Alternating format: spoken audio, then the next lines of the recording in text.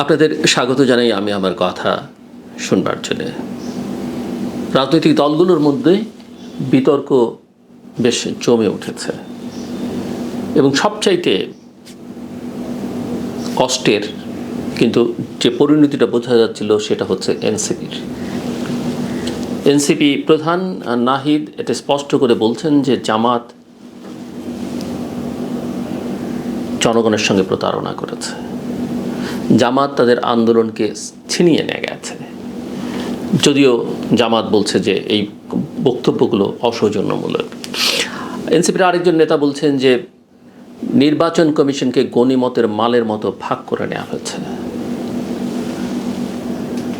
সবচেয়ে কষ্টের এবং দুঃখের যে এই জুলাই অভ্যুত্থানের নেতা হিসেবে এই এনসিপির নেতাদেরকে সকল রাজনৈতিক দল, উপদেষ্টা মণ্ডলী সরকারের প্রধান উপদেষ্টা স্বীকার করে নিয়েছিলেন। এটা কতটা সত্য, কতটা সঠিক, নিঃসন্দেহে তারা সামনের সারিতে ছিলেন, কিন্তু তারাই একমাত্র না, আরও কেউ ছিল, সেটা নিয়ে বিতর্ক আছে। বা অন্য এই যে 164 জন সমন্বয়ক বা সারা দেশের যে ছাত্র আন্দোলনের সঙ্গে, গণ আন্দোলনের সঙ্গে যারা যুক্ত হচ্ছেন তাদেরকে বাদ দিয়ে শুধুমাত্র এরাই সকল কৃতিত্ব নিলেন, এদেরকেই সরকারে নেওয়া হলো, এরাই একটা দল করলেন, আরও নানান অভিযোগ। এটা নিয়ে আপনি আলোচনা বা বিতর্ক করতে পারেন, কিন্তু মূল ইস্যু যেটা আমি আলোচনা করতে চেয়েছি, সবাই স্বীকার করে, এমনকি যে বিভিন্ন সংস্কার কমিশনের, ঐকমত্য কমিশনের নেতৃত্বে যারা ছিলেন তারাও স্বীকার করেছেন, করে শেষ পর্যন্ত এই তরুণদের তারা মাইনাস করে দিলেন। এটা অত্যন্ত দুর্ভাগ্যজনক। হ্যাঁ, এদের সরকারে যাওয়াটা ভুল ছিল, এরা দলটা তাড়াতাড়ি করে ফেলেছে, এদের কোনো কোনো নেতার দেহভঙ্গি, অঙ্গভঙ্গি, কথাবার্তা সীমা লঙ্ঘন করেছে, এদের কারো কারো বিরুদ্ধে দুর্নীতির অভিযোগ আছে, এদের কারো কারো বিরুদ্ধে প্রশাসনকে নিয়ন্ত্রণ করবার অভিযোগ আছে। সব কথা সত্যি, কিন্তু তারপরও এদের একটা ভূমিকা এই আন্দোলন অভ্যুত্থানে ছিল, শেখ হাসিনার বিদায়ের ক্ষেত্রে ছিল। এবং সবচেয়ে বড় কথা, এরা ওই অভ্যুত্থানের সময়ে বা একেবারে শেষ দিকে এসে যে বক্তব্য দিয়েছে বা অভ্যুত্থানোত্তর পরিস্থিতিতে যে বক্তব্যগুলো দিয়েছে, আকাঙ্ক্ষার কোনো সমস্যা ছিল না। আমি এই কথা বলেছি, আমি যখনই এনসিপির নেতাদের বা এই তরুণদের সমালোচনা করেছি, আমি কিন্তু একই সঙ্গে এটাও বলেছি যে এদের যারা ম্যান্টর প্যাট্রন আছেন সরকারের ভেতরে, সরকারের বাইরে, দেশে বিদেশে, এরা আসলে এদেরকে ব্যবহার করছেন। এবং ব্যবহার করে, আমার পুরনো ভিডিও যারা নিয়মিত দেখেন বা কেউ যদি দেখতে চান দেখতে পারেন, আমি বহু জায়গায় বহুবারই কথা বলেছি যে এদেরকে ব্যবহার করে ছুঁড়ে ফেলা দেওয়া হয়েছে এবং এরা একটা লস্ট কেসে পরিণত হয়েছে। আমি মনে করি নাহিদ একবার, সম্ভবত নাহিদ ইসলাম বলেছিলেন যে এরা সেফ এক্সিটের জন্যে নানান দলের সঙ্গে নানান জায়গায় যোগাযোগ করছে, বা এমন কথাও কেউ কেউ বলেছেন এদের কথা আসলে বাইরে প্রকাশ করে দিলে এরা মুখ দেখাতে পারবে না। আমি মনে করি নাহিদদের এখন সময় এসছে, তারা বেশ খানিকটা ক্ষতিগ্রস্ত হয়েছেন ইতিমধ্যেই। খুব নিকট ভবিষ্যতে তাদের জন্য তেমন কোনো সম্ভাবনা দেখা যাচ্ছে না। তারা বেশ খানিকটা ঝুঁকিত আগামী দিনগুলোতে থাকবেন, বাংলাদেশের রাজনীতি যে জায়গায় এসে দাঁড়িয়েছে। কিন্তু আমি মনে করি আবার সাহসের সঙ্গে তাদের অনেকের মুখোশ উন্মোচন করে দেওয়া উচিত। এই তরুণরাই পারবে সেই কাজটা করতে। এবং তাদের জন্য আমার পরামর্শ হচ্ছে, যা হবার হয়েছে, যেহেতু তারা একটা দল করেছেন, তারা তাদের রাজনীতিটা আগে ঠিক করুন। বাংলাদেশে অনেক বড় দলেরও কোনো রাজনীতি নেই, তারা আগে তাদের রাজনীতিটা ঠিক করুন। তারা কি মধ্যপন্থার থাকবেন, তারা কি ডানপন্থার রাজনীতি করবেন, না তারা কি বামপন্থার রাজনীতি করবেন, এটা আগে ঠিক করুন। সুনির্দিষ্ট কিছু লক্ষ্য তারা ঠিক করুন, যে তারা বাংলাদেশকে কোথায় নিয়ে যেতে চান, কি দেখতে চান বাংলাদেশকে ঘিরে। এই যে এতদিন যেগুলো আলোচনা হচ্ছে এক্সারসাইজ, এগুলো হচ্ছে এলোমেলো কথাবার্তা, সেটা না। আমি সুনির্দিষ্ট এবং ধীরে ধীরে, কারণ তাদেরকে বুঝতে হবে যে তাদেরকে সবাই ব্যবহার করে, ছাত্রদের মধ্যে তাদেরকে নাই করে ফেলা হয়েছে, জুলাই সনদ তাদের দাবি, সেই জুলাই সনদে তারা স্বাক্ষর করেনি এবং তাদের স্বাক্ষরের জন্য তাদেরকে কনভিন্স করবার জন্যে অপেক্ষাও করা হয়নি। এমনকি প্রধান উপদেষ্টা যিনি একাধিকবার বলেছেন এই ছাত্ররাই তার নিয়োগকর্তা এবং এই ছাত্ররা যেদিন না চাইবে সেদিন তিনি চলে যাবেন। ভাগ্য ভালো ছাত্ররা এখনও তাকে যেতে বলছেন না, কিন্তু এটা স্পষ্ট যে ছাত্রদের সঙ্গে তার সংযোগটা বিচ্ছিন্ন হয়ে গেছে। ছাত্র বলতে এই ছাত্র নেতাদের, বিশেষ করে যারা এনসিপির সঙ্গে যুক্ত। আমি মনে করি এনসিপির জন্য সামনের পথগুলো অত্যন্ত কঠিন। তাদেরকে এখন বুঝে শুনে পথ চলতে হবে। তাদের জন্য অনেক ঝুঁকিও সামনে আছে, কিন্তু তারা যদি কিছুটা সত্য মোচন করতে পারেন, আমি মনে করি যাদের রাগ ক্ষোভ তাদের উপরে আছে সেটা প্রশমিত অনেকখানি হবে এবং তারা একটা সুস্থ ধারা রাজনীতি করলে, এবং তাদের যেহেতু বয়স আছে, তারা খুবই অল্প বয়স, তাদের এখনও বাংলাদেশে অপার সম্ভাবনা আছে। কেননা আমরা এই এক বছরও দেখলাম আসলে বড় দলগুলো তেমন কোনো আশা জাগা নিয়ে কিছু করতে পারছে না। এনসিপির একটা বড় ইস্যুস, তারা কার সঙ্গে যাবে, নির্বাচনে জোট করবে কিনা, না তারা একা পথ চলবে। একা চলে তাদের খুব সুবিধা হবে এমনটা মনে করবার কোনো কারণ নেই। জামাতের সঙ্গে এতদিন তারা ঘনিষ্ঠ ছিলেন, পারসেপশন তাই, সত্যি মিথ্যা আমি জানি না, সেখানে একটা বড় চিড় ধরেছে। বিএনপিকে তারা অনেক আক্রমণ করে কথাবার্তা বলেছেন, বিএনপির বিরুদ্ধে তারা এখনও বলছেন। সেখানে বিএনপির সঙ্গে নির্বাচনী জোট করে তারা কতটা সুবিধা করতে পারবেন, কতখানি পাবেন এবং পেলেও কতখানি গ্যারান্টি থাকবে যে তাদের আসলে বিএনপি কোনো প্রার্থী না দিলেও স্বতন্ত্র হিসেবে বা বিদ্রোহী হিসেবে কেউ দাঁড়াবেন না, আমি ঠিক এইগুলো জানি না। সবচেয়ে বড় কথা হচ্ছে এই নির্বাচন নিয়ে আমার মধ্যেই একটা বড় ধরনের কনফিউশন আছে যে এই নির্বাচনটা আসলে ফেব্রুয়ারিতে হবে কি না, হলে সেটা আদৌ কোনো নির্বাচন হবে কি না, হলে যে যেরকম ভাবছে ফলাফল সেরকম থাকবে কি না, সেটা নিয়ে আমার মধ্যে যথেষ্ট সংশয় আছে। আমরা শুনছি বিএনপি ইতিমধ্যেই অনেক প্রার্থীকে সবুজ সংকেত দিয়ে দিয়েছে, কিন্তু আমি আবারও বলতে চাই এই সবুজ সংকেতই শেষ সংকেত নয়।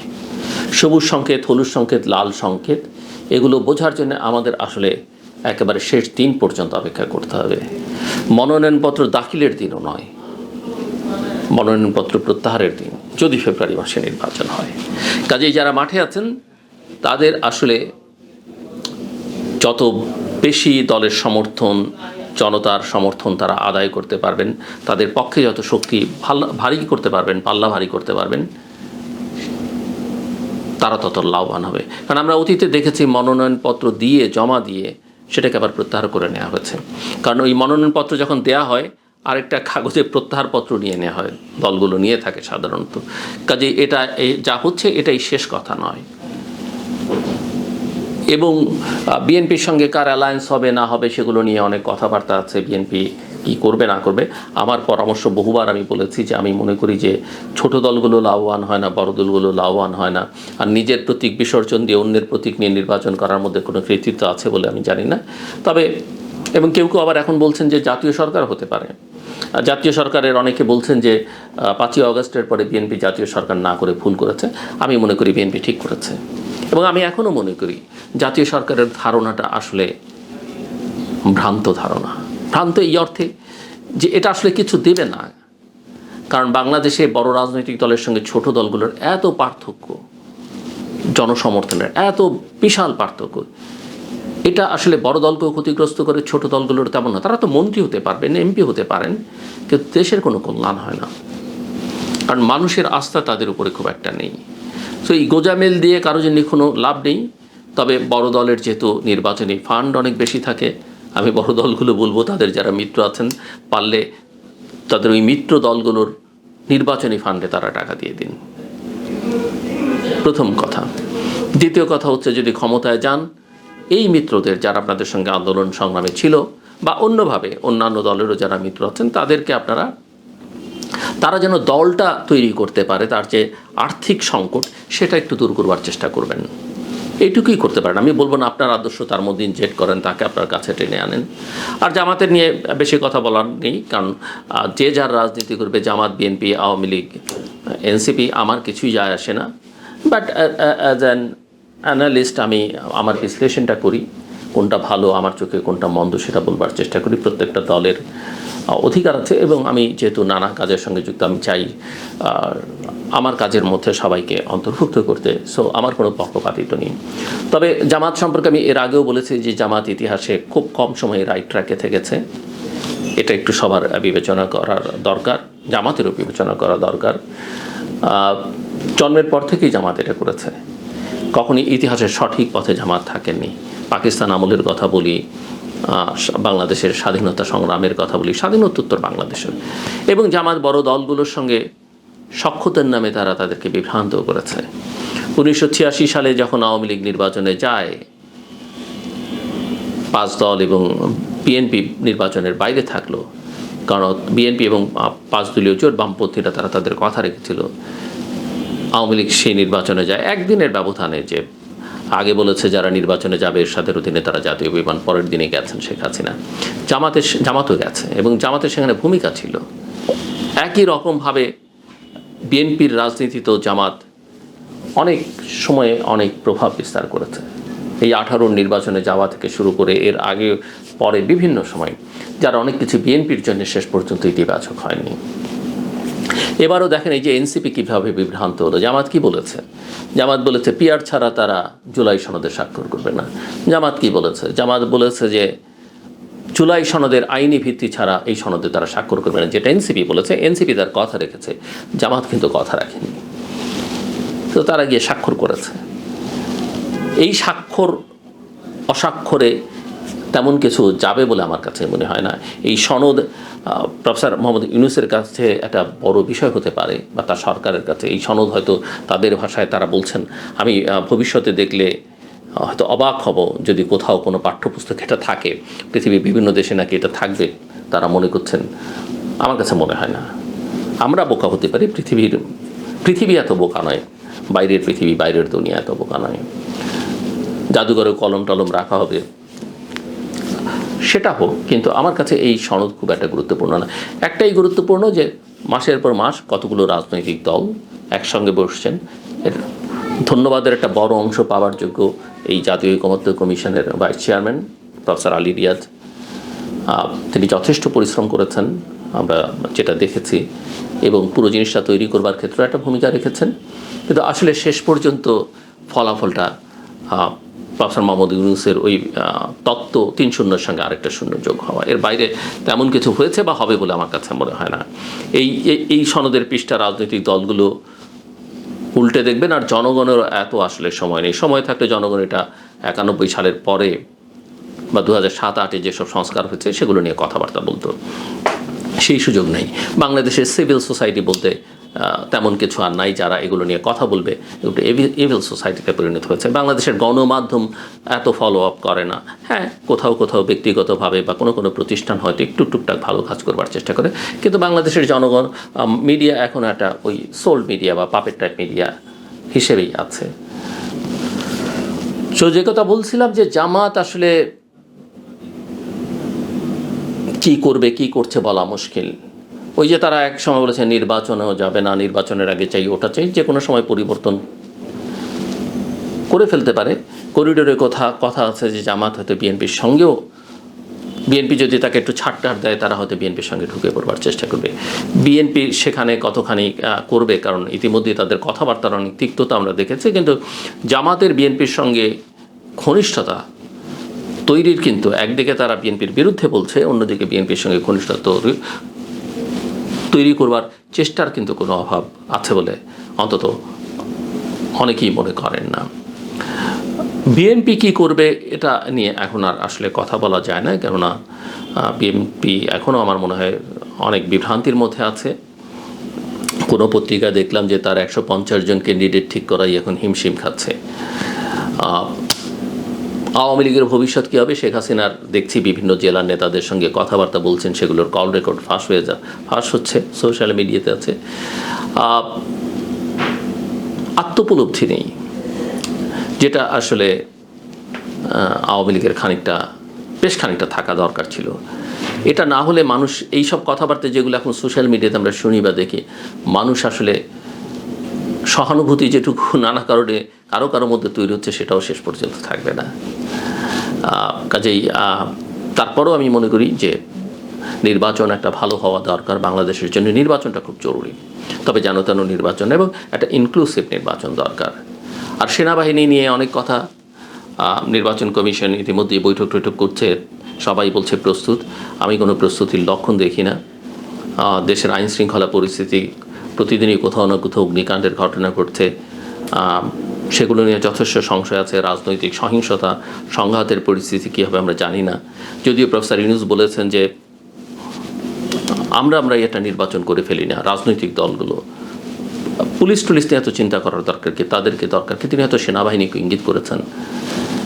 বাট আমি জানি না বাংলাদেশের মতো দেশে সেনাবাহিনী পুলিশ ছাড়া কোনো ভালো নির্বাচন করা সম্ভব কিনা, নির্বাচনই আদৌ করা সম্ভব কিনা, সেটা একটা বড় প্রশ্ন। আমি মনে করি পুলিশের মনোবলকে বাড়াবার জন্য যত কাজ করা দরকার সেটা অনেক বেশি করা দরকার।